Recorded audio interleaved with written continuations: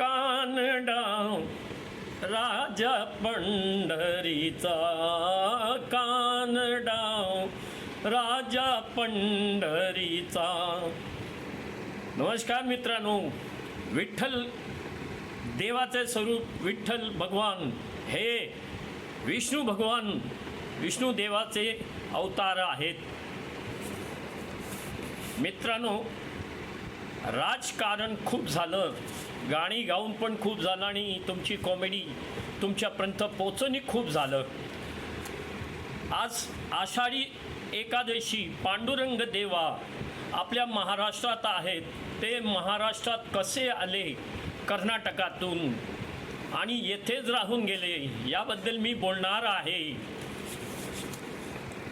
विठ्ठल भगवान हे कर्नाटकामधून महाराष्ट्रात आले. खूपच रंजक कहाणी आहे. सगळ्या बायका एकसारख्या स्वभावाच्या असतात. आपल्या नवऱ्याचा सदैव तुरावर राहावा म्हणून लोकांनी त्यांची वाहवा करीत राहावं. आता त्याला देव विठ्ठलाची बायको रुक्मिणी कशी काय अपवाद असेल?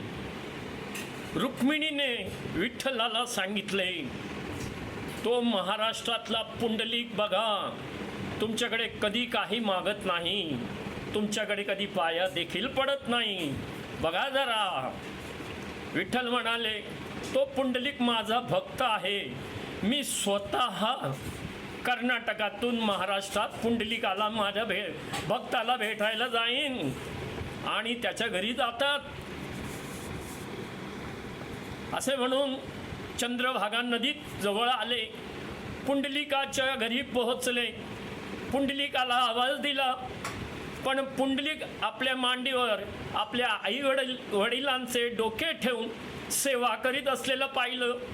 म्हणून पुंडलिकाने विठ्ठला दिलेल्या हाकेला फक्त हो म्हणाला. असे करता करता विठ्ठलदेव दारावरच उभे राहिले. खूप वेळ निघून गेला. मग विठ्ठलदेवाने पुंडलिकाची परीक्षा घ्यायचे ठरवले. म्हणून भुंगाच्या रूपात येऊन पुंडलिकाच्या मांडीला एक जाऊन जोरात चावा घेतला. पुंडलिकाची मांडी रक्तबंबाळ झाली. तरी पुंडलिकाने आपल्या आईवडिलांचे डोके आपल्या मांडीवरून हलवले नाही. एवढी सेवा करत होता तो.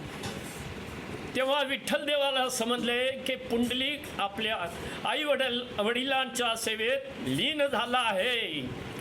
आता परत विठ्ठलदेवा पुंडलिकाला आवाज देतात, पुंडलिका, अरे मी विठ्ठल आहे, जरा बघ माझ्याकडे.